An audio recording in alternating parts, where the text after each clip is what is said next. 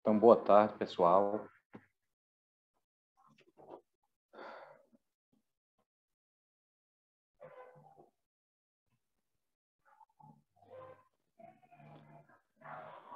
É sempre bom e oportuno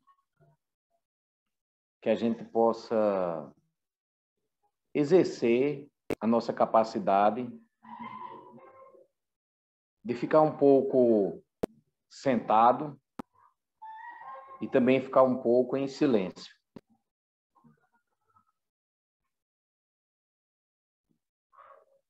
A vida é movimento, mas não quer dizer que não deva ter momentos de pausa, momentos de reflexões.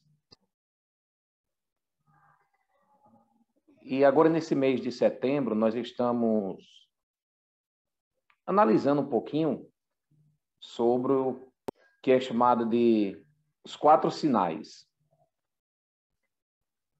Sábado passado, a gente falou sobre o primeiro sinal. Só para a gente retomar, né? A história conta que o Buda, antes de ser o Buda, antes de se iluminar, quando jovem, ele viveu num castelo, criado com o bom e com o melhor. Porém, à medida que foi crescendo, ele queria conhecer o mundo, queria conhecer as terras além do palácio, o que seu pai muitas vezes negava.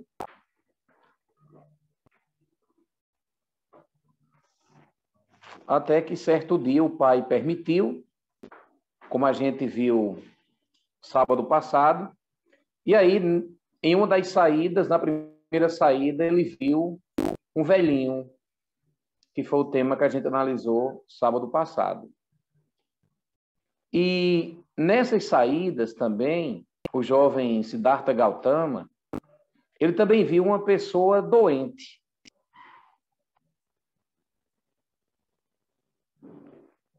Dizem que era um leproso.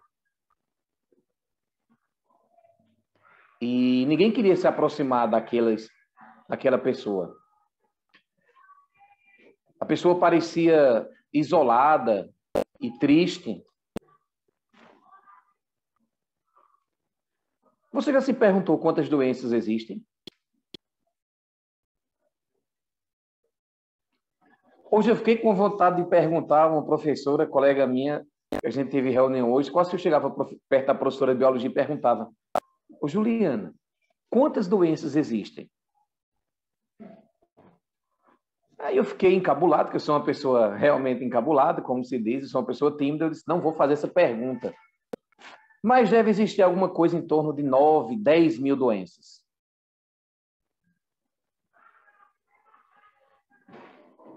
Somos vulneráveis a quantas e a quais dessas doenças? Existem as doenças do clima, existem doenças hereditárias, existem doenças da alimentação, ou até da falta dela, não é? Existem até doenças que surgem quando a gente faz tratamentos para curar outras doenças.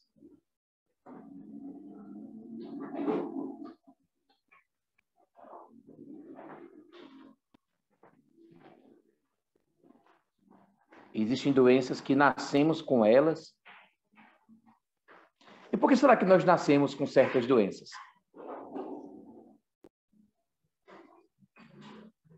Será um karma?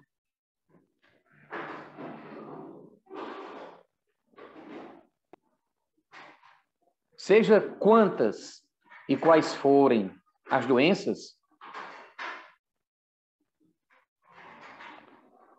o fato é que nós somos muito vulneráveis. E que diante de tantas doenças que existem,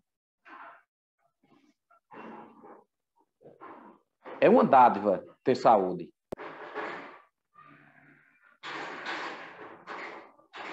Mas também não quer dizer que ter saúde é um bom sinal e ter doença é um mau sinal. Mas o fato é que nós somos muito vulneráveis. Basta um ser invisível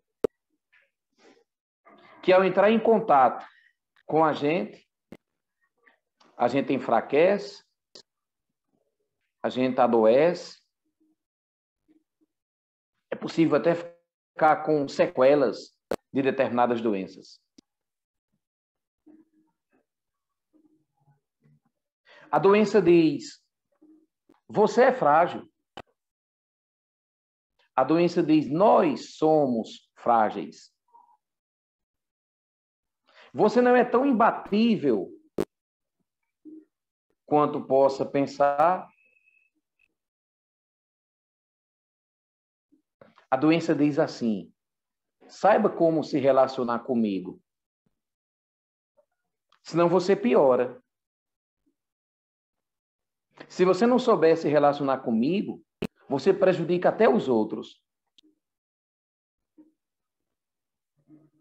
Ou seja, a doença simboliza também que nós somos seres interdependentes. A doença diz: não há um eu sozinho.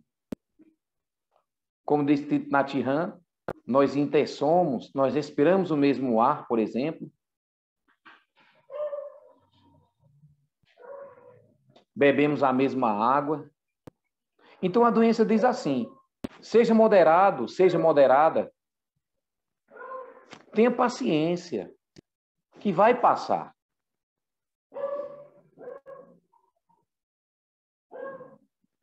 Ou então, às vezes parece que a doença diz assim: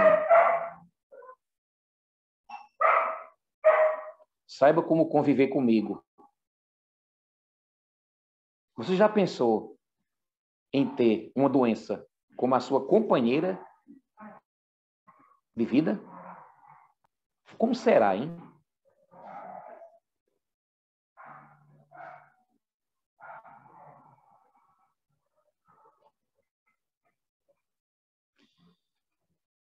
Algumas doenças, elas exigem de nós disciplina, hora certa para tomar remédio, hora certa para comer.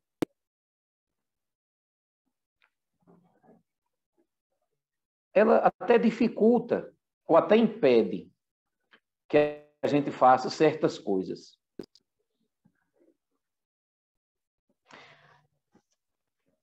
Quando alguém recebe o diagnóstico que está com alguma doença, sobretudo as mais graves,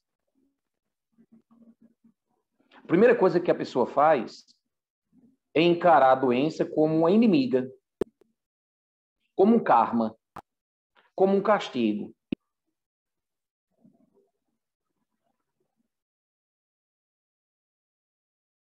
Não precisa ser encarada como karma, inimigo ou castigo, uma doença. A doença ela pode ser vivida como mais uma experiência. A doença é uma experiência de vida.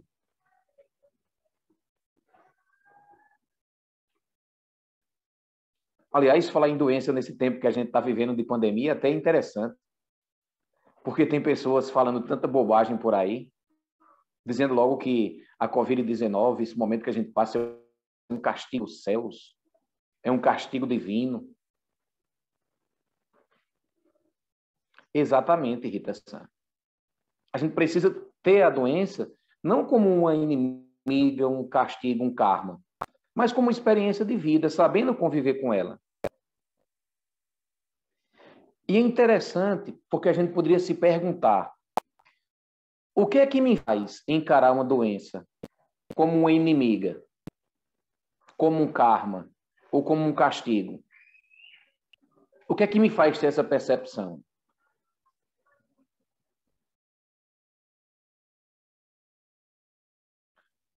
Isso, Lucas San.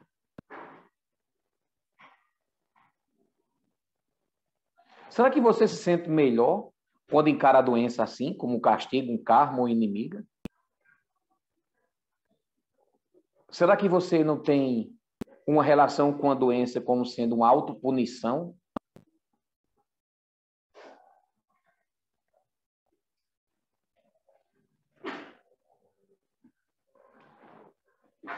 O fato é que a doença possibilita a gente apreciar a vida, não como a gente quer que a vida seja, mas como a vida é. As doenças mais graves têm essa simbologia. A gente começa a apreciar a vida do jeito que a vida é, e não do jeito que a gente queria que ela fosse.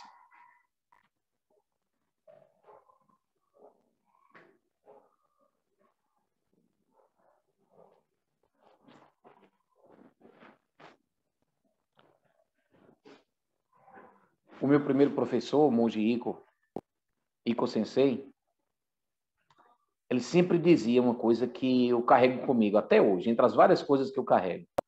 Ele sempre dizia: a doença e as limitações nos ensina a humildade.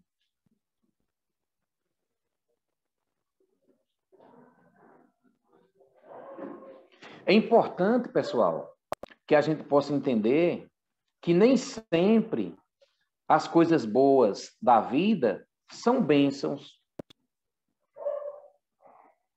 Você já parou para pensar um pouquinho nisso? Como isso é interessante? Nem sempre as coisas boas da vida são bênçãos. Do mesmo jeito que nem sempre as coisas negativas são uma maldição.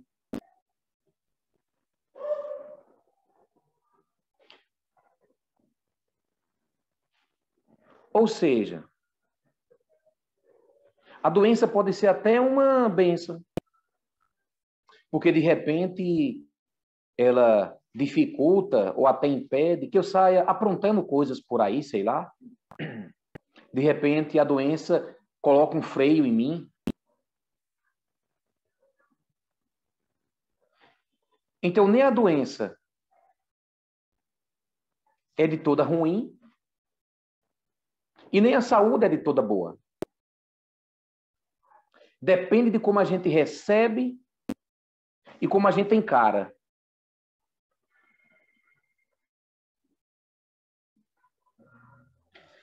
Eu me lembro que uma vez perguntaram à monja, assim, monja, eu sofro com problemas de várias doenças. Sou doente disso, doente daquilo. É um karma, monja? A monja respondeu, karma é o que você faz com que chega até você. O que você faz com essa doença?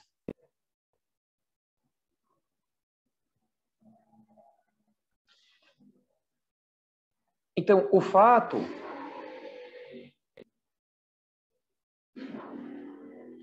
é que eu posso ter saúde e jogar minha existência fora, né? E eu também posso ter uma doença e ter uma vida bastante significativa.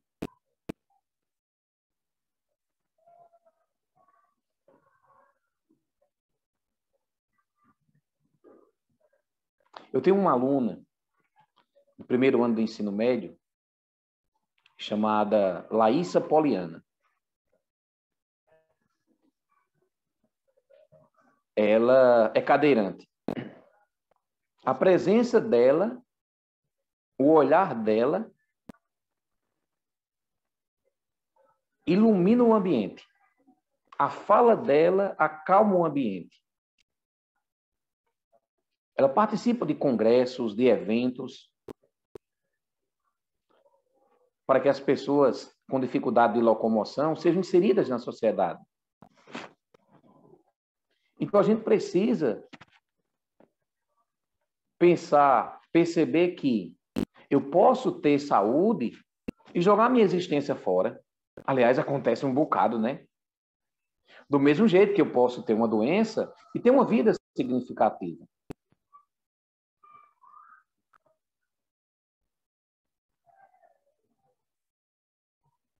Seria bom que depois a gente parasse para refletir sobre quando é que geralmente a gente cria as condições negativas da nossa vida. Quando é que a gente convida as aflições para a nossa vida? Olha só, que pergunta boa. Quando é que a gente cria as condições negativas da nossa vida? Geralmente, quase sempre, é quando parece estar tudo bem.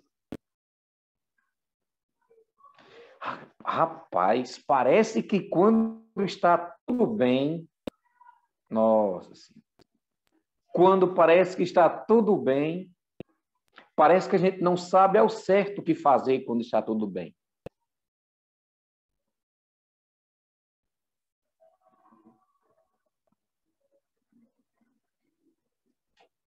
E é interessante que quando as coisas não estão tão bem e a gente não se revolta por as coisas não estarem tão bem, nós podemos ter momentos, oportunidades de reflexão, oportunidades de criar coisas positivas. Então, depois pense um pouquinho sobre isso. Às vezes, quando parece que está tudo bem, nós criamos causas e condições negativas que depois vão se manifestar. E às vezes parece que as coisas não estão tão bem e a gente pode criar oportunidades de refletir, oportunidades de ação, oportunidades de ter uma atitude e uma compreensão correta.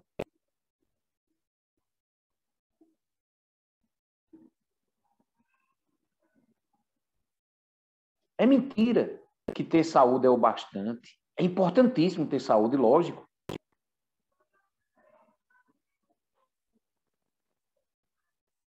Quando eu soube que eu estava com Covid há um tempo, a primeira coisa que eu pensei foi: ela chegou. Não tem remédio. E ela está aqui comigo. Os remédios que tem são para aliviar alguns sintomas.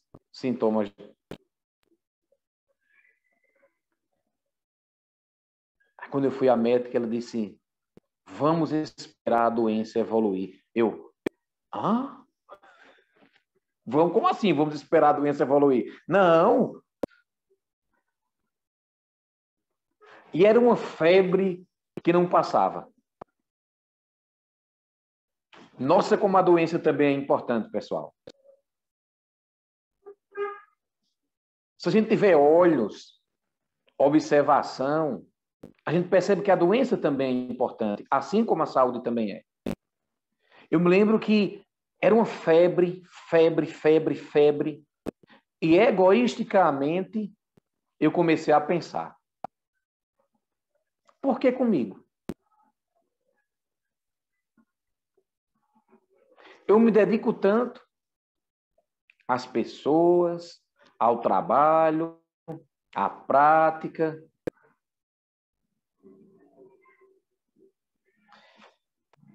E o egoísmo e a lamentação queriam se instalar. Ao que eu pensei: esse é um treinamento diferente e difícil. Porque você não saber o que vai acontecer com você é difícil. Mas o fato é que a gente não sabe o que vai acontecer com a gente mesmo sempre. Mas quando se tem uma doença grave, mais ainda. Então eu pensei: a doença chegou,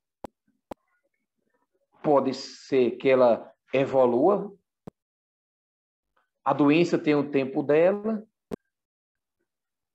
eu preciso esperar.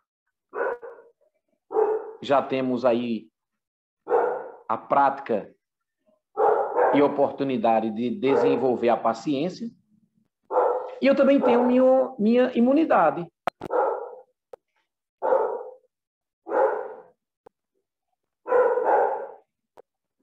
Aí eu pensei numa frase que uma vez eu li em um texto de um monge Theravada, que ele falava assim: o corpo está sob a nossa responsabilidade.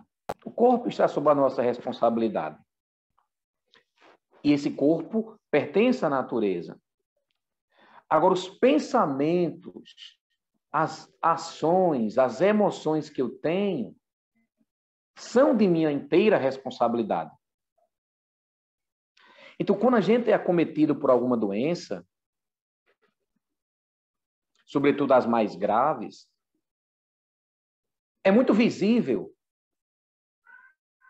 que o nosso estado mental, o nosso estado emocional é muito importante, pessoal. Também como é quando a gente tem saúde, só que a gente não percebe. Quando a gente tem uma doença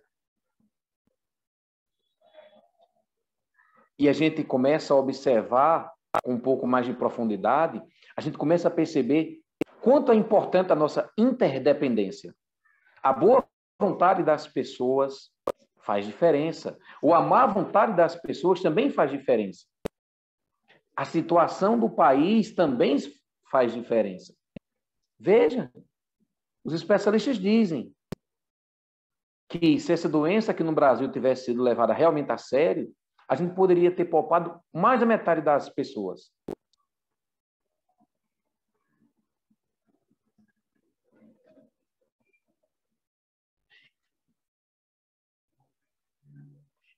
Então, quando a gente é acometido por alguma doença, às vezes a nossa percepção fica variando entre a visão correta e a egoísta. A visão correta de entender, de compreender as coisas como elas são, e a visão egoísta de se perguntar: por que comigo? Entre as várias coisas que eu aprendi, teve um que eu queria compartilhar com vocês. É que se a gente pensa e vive a doença de forma egóica, a gente fica mais doente.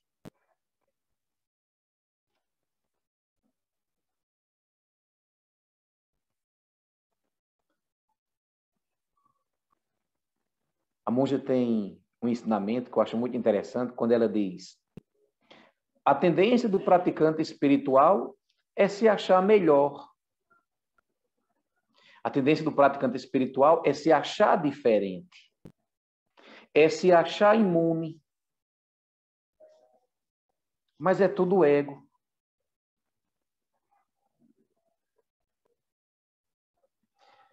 A gente é praticante mesmo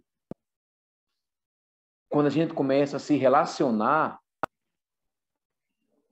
com o que quer que chegue, com o que quer que esteja acontecendo, de forma diferente, coerente e com sabedoria.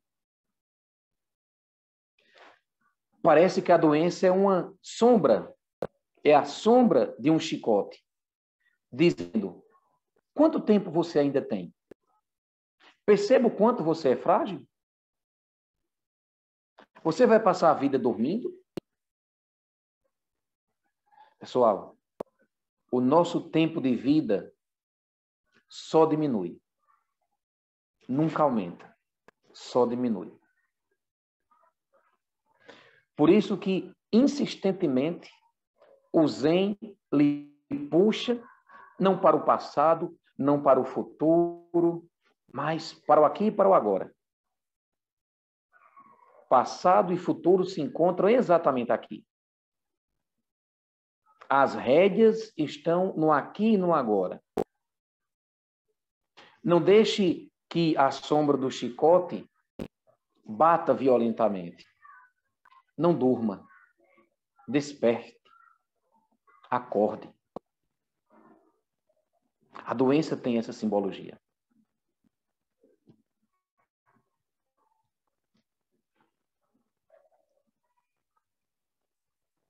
Que os méritos de nossa prática se estendam a todos os seres, que possamos nos tornar o caminho iluminado.